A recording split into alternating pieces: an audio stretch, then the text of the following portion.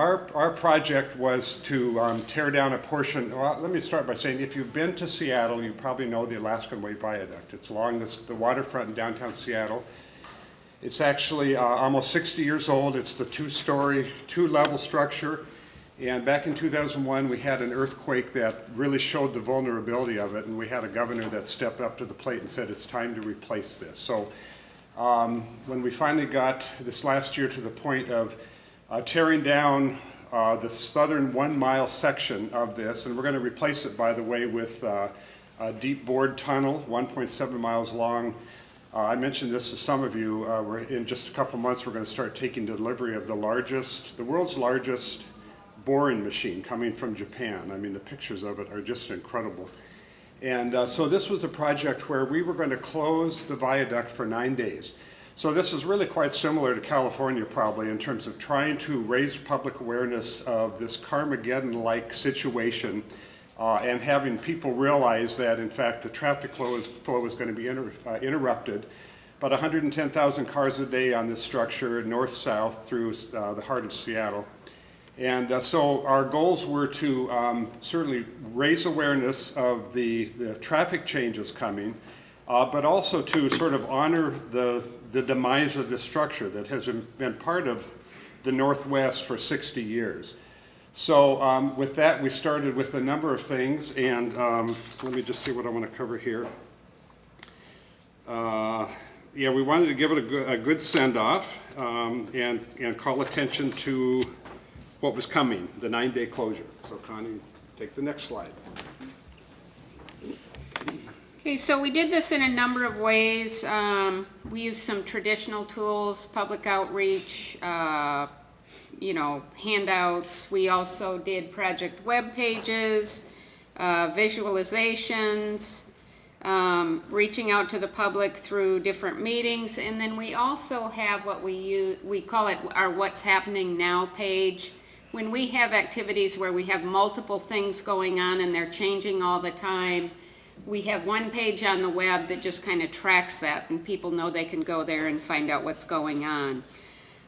We also worked with the media to keep them informed. We pitched ideas, story ideas to them on how the corridor was going to change, how people could avoid the activity that was going on, the demolition activity.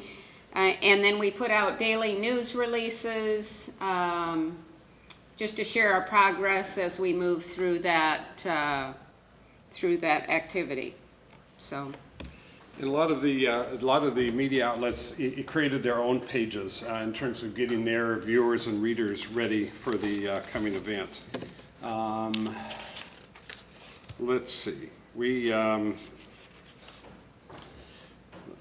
What do we want to say? Oh, yes. So one of the key things we did, besides all the things Connie just mentioned, we created a contest. And we had over 600 entries, and it was basically tell us what you'll do with 30 minutes of uninterrupted time by yourself on the top of the viaduct. You get to come and do something for 30 minutes.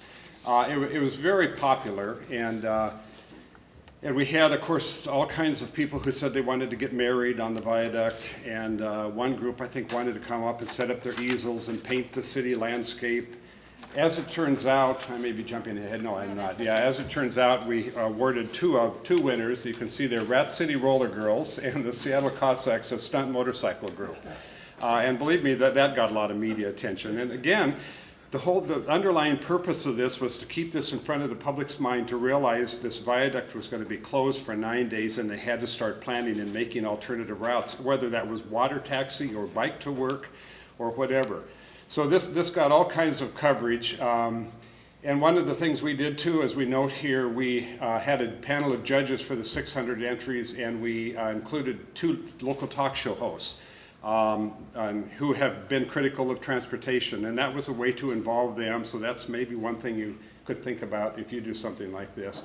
And then we also had a public walk and involved Chris Gregoire, our governor, and let the public come down and walk on the viaduct for the last time. So there's just, again, there's a lot of vesting in this viaduct, the fact that it's been there 60 years and people have sort of grown up with it. So, all right. So basically, our goal was to create early awareness on this project. We wanted to minimize surprises, traffic disruptions, and the contest that Steve told you about did that. It kind of involved the public, made them want to come down and see what was going on. It was highly visible activity right in the middle of the downtown area. And I thought one of the things that he mentioned was incorporating these two critics of transportation in the judging process, because it kind of shut them down about saying, oh, they're foolish doing this, so involving them shut them down and allowed us to go on with And our... that's just a sample of some of the coverage, and it was just a ton, obviously. In fact, some of the metrics, we had 250 news stories and blog articles.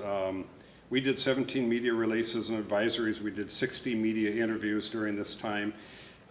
It did result in a 14 to 17% decrease of traffic on I-5, which is the other major north-south route through Seattle, the alternative to SR-99, which is the viaduct route. So it was effective, and we avoided gridlock in the process. So we'll go on to the next one. More metrics here. So we tracked everything. We posted all our photos of the activities online after the event. We had great views on our Flickr site. The media covered the event. Of course, it was very novel, as Steve said. We had even some of the businesses downtown, you know, they had different activities they were promoting. The media had interviewed in the lower right-hand corner here one business that had like a front and center location on where the demolition was occurring, and the employees were just raving about it. All they'd spend their coffee breaks watching the viaduct come down, and you know, something that's very noisy and disruptive and, you know, vibrating, but everybody just really kind of bought onto the idea and liked it. And along that line, we had hotels that gave deals. We had one ice cream place that gave, that created something called the Viaduct Crunch ice cream. So lots of groups and businesses joined in on this. As I mentioned earlier, we did sort of poll our Twitter followers for a hashtag, and Via Con Dios was #1, but Viadoom became very popular, and in fact, how to avoid Viadoom. So that it was interesting, just sort of engaging your Twitter followers in that, and that was similar to CDC yesterday. They were talking about how the whole zombie apocalypse came out of a response from Twitter. I think, you know, there's an idea. What are you prepared for? Well, zombies. So engaging your followers and the public. We did award a prize for the best haikus. So all kinds of creative things, and this is just sort of the joy of this kind of job sometimes, to sit down and think, what can we do different? Where can we push the envelope on this? If we're going to have a panel of judges, who should they be? What should we do with our Twitter account? And doing all kinds of things that just actually made it a lot of fun. So we also created a simulation of the drive, what it was going to be like in the new configuration, and we thought it was rather funny. One of our citizens took it upon themselves to add Super Mario to the simulation and post it on YouTube, and of course that got a lot of views. Yeah. As Steve mentioned, we had the businesses capitalizing on this with the ice cream and the hotel deals. We did some time lapse. Everybody loves time lapse, whether it's going down or coming up. So. And I think that's it. I mean, I think we've covered all the elements of the program, but ultimately our goals were achieved in terms of avoiding gridlock, creating awareness that there was going to be the 9-day closure, and by the way, we did it in 7 days. So that was the end result. Thanks. The big thing about Carmageddon is it was an unprecedented 53-hour closure on one of the busiest freeways in the nation. It was a 10-mile stretch, and what they had to do as part of this massive project was many improvements. It's an improvement project, but in the $1 billion project, they had to replace 3 different bridges. And for Carmageddon, for that weekend closure, what they were doing was tearing down the Mulholland Bridge, which was the biggest and tallest, and it was actually half of that bridge. So the challenge here is that it was on a route that didn't have parallel freeways, and the local cities and streets were also very congested, so it was a big challenge as to what we were going to do with all of that traffic. It instantly put the public into a huge fear about what that was going to mean, because this is an area that has typically 12 million travelers on it per average on the weekend.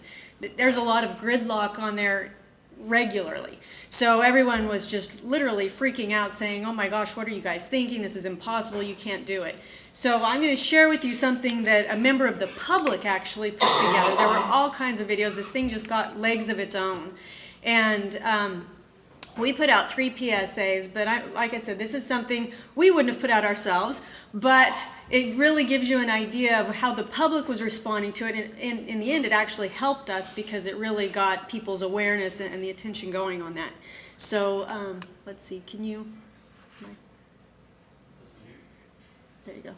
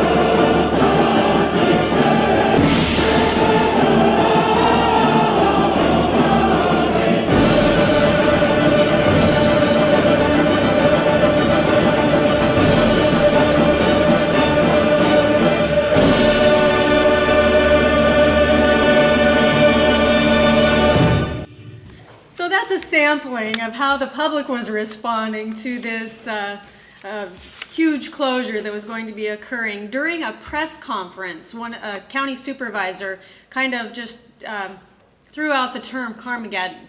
Everybody says, well, where did the word Carmageddon come from? It was just something that he nonchalantly said, and the media just grabbed onto it, and I think that's part of what made it so successful, is that it really put that fear into people. So they really grabbed onto that. Keeping in mind that this was a route directly to UCLA and the LA International Airport. So again, really important area where this was going to be occurring. And so one of the first things that we did with this challenge, we only had $100,000 for an advertising budget, and which all of you know is extremely minimal. So ultimately we ended up with a earned media value of $50 million based on the way that it took off with everything and the partnerships that we gathered, but that was huge.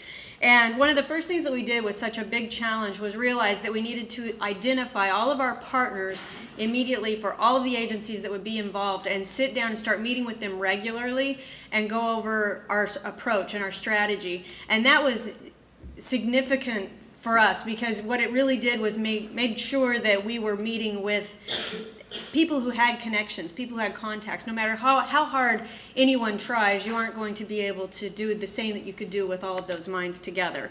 A few things that came out of that was, and I went into this in more detail yesterday, but something like global positioning systems. Somebody said, hey, has anyone contacted them? So we did, and we found out they didn't know about the closure at the time that we did, but ultimately they ended up removing that section of freeway off of all of their systems. And so people couldn't inadvertently go into those areas during that time. The other thing that we did was, initially we realized that we needed to get a slogan, something right away that we could aggressively go out with, pedal to the metal, and just make sure that we were reaching everybody. And we did that. Whoops, sorry, it's upside down. We did that coming up with plan ahead, avoid the area, or stay home. And we went out broadly with that message. But the other thing that we learned from it was Something like that, that we thought, oh, aggressive, get everybody off the streets. When we started meeting with our partners and some of our stakeholders, like the LA International Airport, who had people flying in and out, and it's all about tourism, they were like, wait a minute, you can't tell people to stay away. We don't want people to stay away. It's about, it's during a recession and that kind of thing. So we ended up trying to integrate the message to play locally, and a few cities actually really built on that, and we were able to work with the media to bring attention to those areas where they had farmers markets and street fairs and things like that. So it actually ended up being very advantageous for some of those areas. But another really important partner for us here, or someone with a vested interest, was the trucking industry, because it's close to the LA International, or the LA and Long Beach ports. So that was a really important thing too. We wanted to meet with businesses, chambers of commerce, say, hey, try to schedule around outside of our time frame, and same thing with the trucking industry, is just to make sure that they were aware of that. We did our outreach in 3 different phases. Starting out 7.5 weeks, we really started meeting with all of those stakeholders and networking with the media and putting out the social media messages. Second phase rollout was 6.5 weeks, and we started posting the detour and alternate route maps. We put the changeable message signs up and down the entire state of California, and rather than having messages like expect delays, we put expect big delays. That kind of got people's attention a little bit more than just the standard message. We started our print and online advertising, and we started with press conferences at that point. And then on the third phase of the rollout, 2 to 3 weeks out, we really started hitting the 24-hour updates, the system-wide alerts. We started our radio advertising. And this is a really important part. At this point, we started preparing a schedule of PIOs that would be on a rotating basis at the Unified Command Center, and started establishing how that was going to work. And it was really important to have that 24/7 availability. But the other piece that was really important, and making sure it's not later in my presentation since it was yesterday, but yeah, really important piece is rumor control. For this schedule, what we wanted to do is make sure that we had a PIO there 24/7 to watch for news that came out that was incorrect, wrong, false information, misleading, so that we could immediately go in on our official Twitter accounts and send out tweets and let people know immediately what the official word was. So that was really key, and we didn't turn down any media interviews. We did 480 media calls in 2 weeks, and then just a couple days prior, we were doing them every few minutes. And the philosophy was just don't turn any media calls down, because they're all helping us get our message out. So that was really an important aspect. A little bit more about our media outreach. As you all know, how important it is to prepare a communications plan and then share that with all of the agencies that are involved. Really important thing, and because you have so many involved, you really need to make sure people know not to veer from that script. If it's not in the communications plan or doesn't later come from the incident commander, you want to make sure that nobody's saying anything that's not approved in there. We had 4 press conferences, we had 8 press releases, we had an online press room where people could go, like a one-stop shop, and see all of the press conferences or press releases and anything, fact sheets, anything that we had about the project. Live chats, Twitter, Facebook, Nixle. Nixle is a law enforcement type of Twitter where you have to have a password to get in, but all of our PIOs had that, and that was a really good way to share emergency types of information. Public service announcements, we had 3 of those, and I'll talk a little bit more about Camp Carmageddon. Yesterday I shared this video, a PSA that we did with Eric Estrada. I don't have it hooked up for the shorter presentation, but that was a lot of fun. Everybody knows Ponch, so that was kind of fun to get him out there with the CHP motorcycle cops, and it kind of rejuvenated his career. Where you can, I encourage you to get celebrities, and it goes back to networking. That original meeting that we were having with all of our partner PIOs, is recognize that all of them have contacts, and that's how the celebrity thing came up. Was we were all sitting around the table, and someone said, hey, wouldn't it be cool if we could get celebrities to tweet about our closure? And somebody at the LAPD stood up and said, well, I think I might have a contact. And then before you know it, we had Tom Hanks tweeting about Gridlock-a-Palooza. So you never know what kind of contacts that your peers might have, so that's a really important thing to keep in mind. We had Kim Kardashian, Paris Hilton, Ashton Kutcher, all kinds of celebrities, and granted that's LA, but still there's a lot of people who know people, whether it's sports, but get people out there that are that people know. live web chat, my point in keeping this slide in here is I really wanted to talk about the transparency of this project, because not only did we do a live web chat, but media wanted to come and watch it live. And so many times you have a live web chat where you've got 5 or 6 staffers and you've got the people that are answering the questions, and everybody's kind of strategizing on how to answer the questions. And so since the media wanted to come in and observe this, there was kind of a concern because, well, gee, you know, that's a little awkward because our executives are going to be up there going, well, how do we answer this? So it was a matter of training them that, you know, certain things you don't say, like, rather than saying, gee, I don't know how to answer this, it's more like, well, I think this would be the best way to answer this. Don't you think so, Doug? You know, or something like that. And so just realizing that the camera's rolling the entire time. But we had like 10 to 20 questions coming in every few minutes, and so that was very popular, and I think it really helped to have the media there in that transparent way.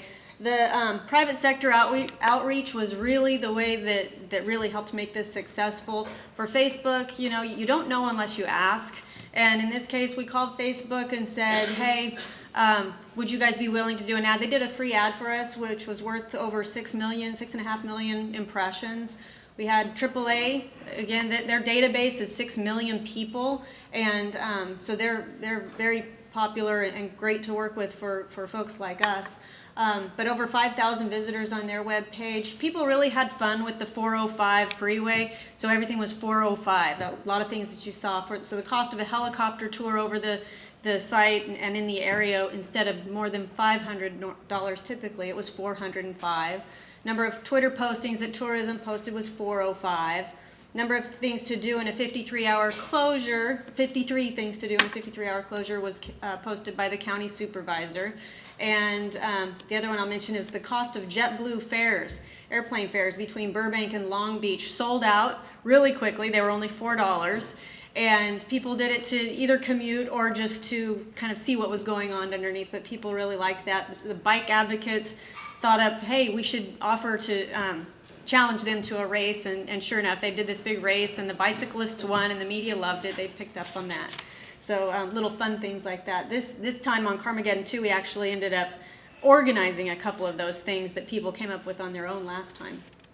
Camp Carmageddon, this is really, this was a great success. It goes back to transparency again. We had our unified command center, but it was 20 miles away in downtown Los Angeles.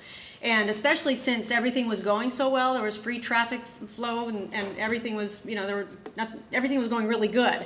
So, so a lot of them said, well, forget this, I'm going to go down to the site. And we had planned for this in advance. We had electricity set up for them, and tents and granola bars and water and everything.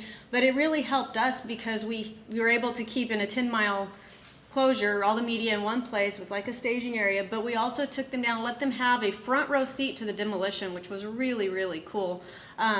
There was some pushback from the contractor, of course, because you've got media rolling on their project. So, you know, Cal OSHA concerns if somebody wasn't wearing a hard hat or something like that.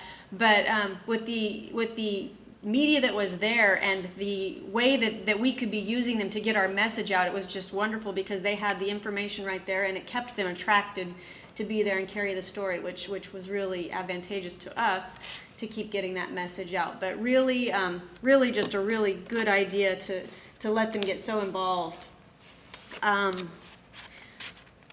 Still thinking of my presentation yesterday. So again, going back to the success of the going from $100,000 advertising to the kind of media coverage that we got. It was in Asia, it was in Europe. I mean, people were carrying it everywhere. It went from Carmageddon to Karma Heaven, and there were all kinds of fun things like that that people were running with. So that was really great. And before I really go into my conclusion, I do want to mention one more thing since I have a little bit more time. Legislation was put out to make this our first design build approved project on a highway in California. And what it did was it gave the authority and control to the local agency for this project. So although I'm saying we throughout this presentation, I want to make it clear that they were actually the lead, and as much as I'd like to take all the credit, it really was a local agency-led effort, including the outreach. So they did a phenomenal job in leading that effort. I want to talk a little bit about the car-free weekend. LA loved it so much that some of them were saying, we want another Carmageddon 2, which we were happy to bring to them this last weekend. And it went equally successful, so that was good. But people had just a blast with it. People were planking on the highway. People set up a candlelight dinner for a photograph, of course. They didn't really eat there. But, and all of this is illegal. So this time around, this last weekend, the CHP warned people that, hey, we're going to be looking for those kinds of things. And I did get one email. I guess there was a honeymoon couple, and it wasn't actually the couple. It was the groom and best man, I guess, were trying to get out there and got apprehended. They were trying to get some souvenir shots or something. So people had fun with it for sure. And in closing, I'm going to go ahead and share with you one of my favorite news clips that came afterwards. And this is just kind of proof that people did listen and decided to go ahead and stay home and find other things to do. In today's Health Watch, a Carmageddon baby boom. Some believe it's happening right now in Los Angeles, 9 months after construction shut down the busy 405 freeway there for an entire weekend. At the time, residents were warned to stay home and off the roads. As Bill Whitaker reports, it looks like they listened. It was one of those only in LA kind of stories. Carmageddon. Avoid the area or just stay home. Carmageddon. When bridge repairs forced the shutdown of a 10-mile stretch of one of the busiest freeways in this car-dependent city, fear, anxiety, and hype shifted into overdrive. Visions of 60-mile traffic jams, an automotive apocalypse that wasn't. It's amazingly not trafficky. Scared out of their wits and their cars, Angelinos stayed home that weekend. As a crisis, it was a bust. That seems to have spawned a boom, a mini baby boom. They've seen it at the pump station, where new moms come for breastfeeding tips. People stayed home and had a relaxing time, a little relaxation, and there you go. At Providence Medical Center in Tarzana, not far from the 405, Dr. Joey Russo usually delivers 8 to 10 babies a month. I've probably done about 8 deliveries in the last 2 weeks, so much so that I wasn't able to go on any type of vacation. In a 30-minute period, including me, there were 5 deliveries done at once. What's up? She suspects the culprit is Carmageddon, but her patients, Natasha and Brian Mills, know it was. We just holed up in the house and, kind of sat by the fire and hung out with each other. And the rest, I don't have to say. For now, it's anecdotal. The city's statisticians won't know till they tally the numbers in a couple of weeks. Perhaps the best-known catastrophe-related baby boom following the New York City blackout in 1965 turned out to be an urban myth. But what some call myth, others call miracle. There's a freeway on the wall of newborn Amari Safarian's nursery. The highway to happiness. Yes, definitely. Amari's parents, Michelle and Dejan, busy with stressful jobs, tried for years to conceive. Carmageddon forced them to slow down. It's just for us to sit still. There was nothing to do. Right. Exactly. The city was telling everybody to take it easy. Yeah. It seems like everybody's getting busy. Yeah, absolutely. Yeah. We were even thinking about naming him, his middle name's Chevy, but we're going to pass on that. LA plans to shut down the freeway for more repairs again this year. Maybe we'll make him a sister Prius. And perhaps a new batch of parents will say, thank you to the city of Los Angeles and to the mayor and to Caltrans and, all of you guys. You brought Amari into the world. For CBS This Morning, I'm Bill Whitaker in Los Angeles. A bunch of people who don't normally hear thank yous from computers. So that's it. I thought that was a fun conclusion. Thank you.